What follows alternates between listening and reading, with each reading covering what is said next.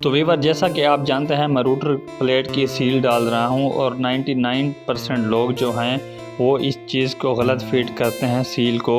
और आज मैं आपको मुकम्मल आपके सामने लाइव सील फिट करूंगा इंशाल्लाह, स्टेप बाय स्टेप। आपको देखने में भी इंशाल्लाह मज़ा आएगा। और आपको अगर अच्छी और भी वीडियो ऐसी चाहिए तो मेरे चैनल पे आएँ, आपको ज़रूर आपको वेलकम है। इंशाल्लाह आप कुछ ना कुछ घर के लिए सीख के जाएंगे। तो इंशाल्लाह ये सील हमारी फिट हो चुकी है और अब आप मेरे चैनल को सब्सक्राइब भी कर सकते हैं। आपकी बड़ी मेहरबानी, शुक्रिया।